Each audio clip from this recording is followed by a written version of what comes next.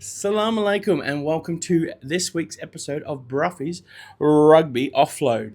We'll be talking all about the rise of the UAE national team and how they've moved through the rankings in the last couple of years, bit of the playoff heartbreak from the Namibia game, and what we need to do next.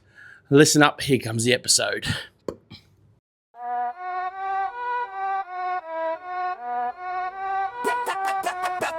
Rugby offload in the heat, desert sun in my face, tackles, dust, clouds, no retreat. We set the pace from Bahrain to Doha. Drama in the sands, man, the rugby battlefield is made for tough hands. Dubai night, Shaheen take flight, we go bold. Dragon spit fire, but we never fold. Exile squad grind like a shark in the deep. Hurricane storming, but we play for keeps. This is rugby in the desert, heat waves collide. Abu Dhabi to Dubai, warriors worldwide. Pass the rock, make the play, this is where we ride. Blood, sweat, and sand, left it all on the side. Harlequins cut quick blades through the field. Bahrain lads solid like shields they wield. Shaheen soar high, touch the Arabian sky. But we fight like desert storms, never say die. Rugby lines drawn in Abu Dhabi flames. Sweat rains, grit remains never the same. Doha warriors chant, desert rugby tribe. Underneath the stars, we alive, we vibe. This is rugby in the desert, heat waves collide. Abu Dhabi to Dubai, warriors worldwide. Pass the rock, make the play, this is where we ride.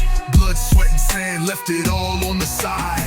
Rugby offload in the heat, desert sun in my face. Tackles, dust, clouds, no retreat, we set the pace. From Bahrain to Doha, drama in the sands, man, the rugby battlefield is made for tough hands. Okay, for the first bit, we're talking about UAE rise in the rankings. In the last 2 years, we have climbed from 52nd in the world to 40th in the world in the rankings. That's a huge achievement for a Tier 3 nation, and we are still a Tier 3 nation. We've got some work. We've got a lot more work to do, but rising up those ranks has been really important and a really good thing for the UAE Rugby, and it will do wonders for the next couple of generations of rugby.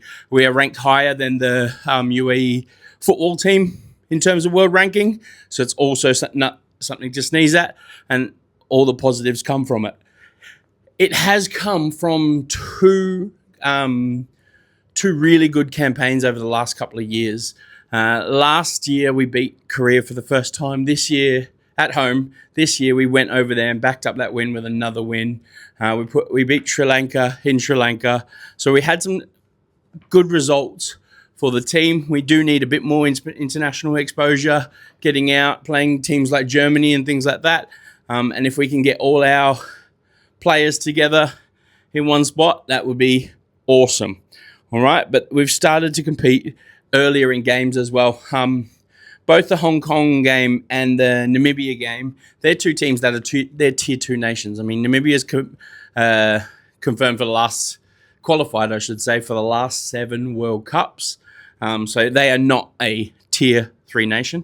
And obviously the result yesterday wasn't great, but the start of the game, there were some really good positives. We stuck with them. I think it was 22-17 before things started going a bit more awry, but we've started games well against Hong Kong.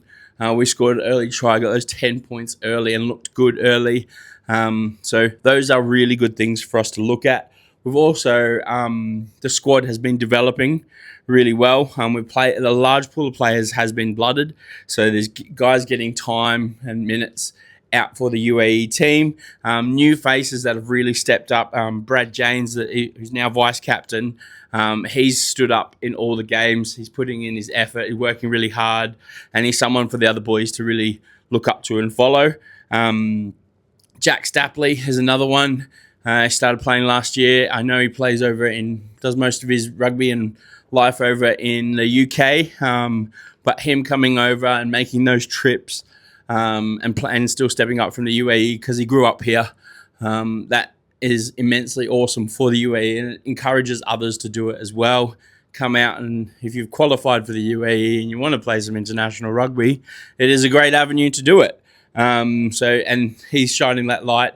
Scored a couple of good tries in the last couple of games, so including against Namibia there. So really good from him. The other one we've got to talk about is Muhammad Ali. Emirati-born player, got his first start, and it's the first Emirati starter for a while. He is a rapid man. He can run. I put up a clip on their Instagram. There was a kick chase, and he literally wasn't on the screen anywhere. And then suddenly he was going past everybody very quickly. So I know he's a 7 specialist, but guys like him really putting through for the UAE players, that will help grow the game, because we do need that development from local talent. I mean, I'm a teacher.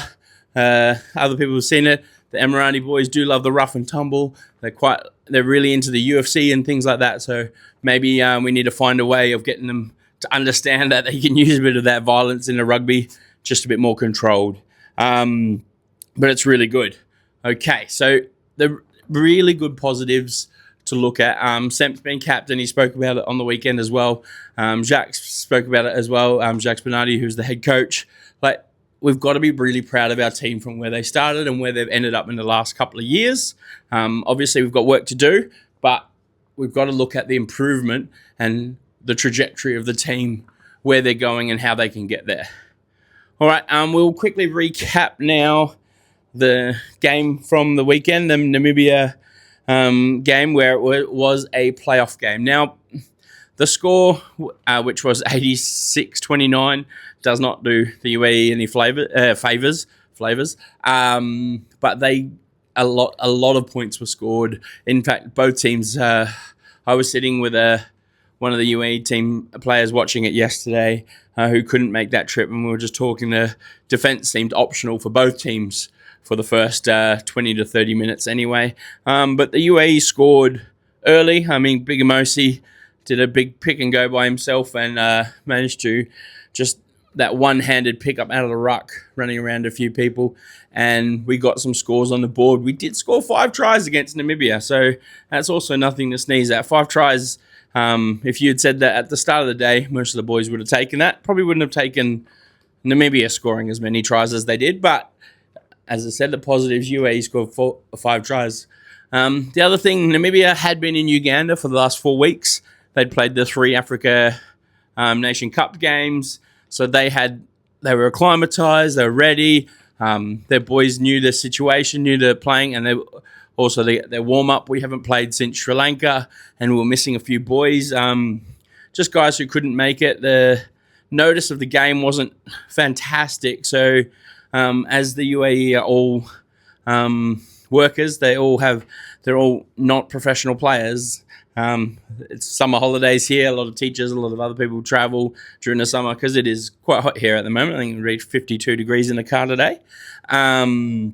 So people get out of here on holidays. I know Brad Janes got engaged over the last week or so as well. So people aren't available. So there was a few different faces, and the whole team only came together on about Wednesday. So only a couple of days prep with no camps before it, just due to how many players were away and out of country and stuff. So it is something to look at, and didn't do the UAE any favours, and we could tell that.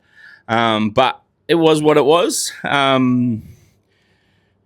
So the other things to look at, the breakdown, UAE's fitness was pretty diabolical at times. Some players need to have a good look and actually work on their fitness.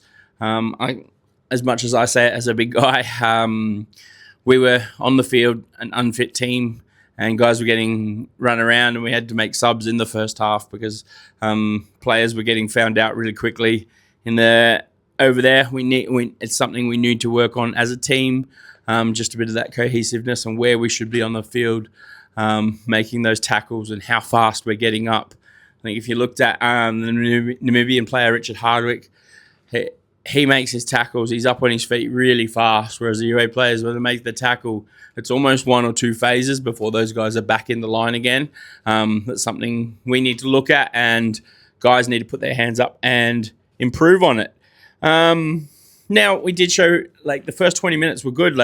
We stayed in the fight. I think 22-17 was as close as we got, kind of, and then it started breaking out a bit more, 22-29 or something like that, before the Namibia really put their heads down and started scoring a lot more tries. That second half was pretty brutal. UAE only scoring 1 try in the second half. But they did some really good work early, and guys put their hands up. So, credit to them. So we won't talk anymore about that game. I don't think it does the UAE team much justice for where they've come from and where they're going, but it is a good radar for where we've got to be. I mean, Namibia, when we watch World Cups, they have teams put similar score lines on them. So it just shows the difference. Like tier 1 nations will win. They'll put on, what was it, Ireland, Portugal was a 100-point score line. That's a tier 1 versus tier 2 nation. And then the tier 2 to tier 3 gap is almost as wide. So we've got to look at how we can close that gap to become close to a tier 2 nation. So we can work towards it. And that gap is big. Like, it wasn't just about us qualifying for this World Cup. It was about closing the double gap step by step. And at least we can get closer and closer towards Hong Kong. That'll be the big ticket over the next few years, especially in the Asia Cup. And obviously Namibia and Zimbabwe and teams like that. But playing more games, getting more time out there is really important. What's next for the UAE? Well, the work has to start now. We can't just be like, oh, all right, so we haven't qualified for the 2027 World Cup. Let's just forget it and we'll work on it in a couple of years. We need to start looking at how we can build now. I've said it before, like, we've got a lot of older boys now who would be very old even in the 27 World Cup. I mean, Millsy, Sean Stevens, John Boates, Chris McKay, they're all over 35. Semps is over 35. Like, a bunch of, they're old. Like, playing at that level at 37, 38 would be tough. So we need to start looking at the youth and who's coming through. We need to start targeting some of these kids, especially from the under 19s, under 18s competition. We need to start looking at who are those good ones, keep a track of them if they go off to university or whatever, and get them back out in the team. I mean, we really missed the prop. I think Ewan, McGregor and McKeown, can't remember his name properly right now, but he was sorely missed because our scrum wasn't against Hong Kong and against Namibia, got hurt a fair bit, and we need those props coming through, props on front row coming through. So we've got to look at that. What else do we need? We can start working on our fitness now, but we need to start looking at what other players will be qualifying for the UAE by the next time things come around, because we don't, like, obviously even Brad James is 30, so the next cycle he'll be 34, then 36 if we even qualified for that World Cup. So we've got to start looking at guys when they're coming out here, how long they're going to come out here and get them into training. I know Martin Mangwiro, he's someone that should be training with the UAE squad.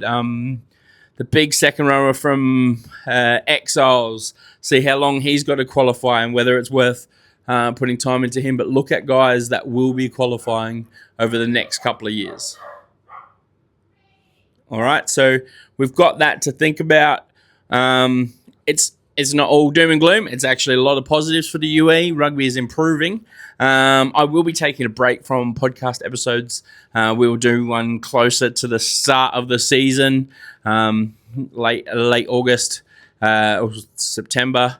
But we'll keep up. If you've got any comments, if you want to chat to me, want to give any advice, anything like that, you can hit me up on the Instagram at Bruffy's Rugby Offload. You can leave a voice note and we can have a discussion about things if you want to be on the episode. Even if you're looking out to chat about UAE Rugby, hit me up and we'll get into it. All right, so that is all for this week's episode. Thank you very much. Masalama, and love to all you people. That is Bruffy's Rugby Offload.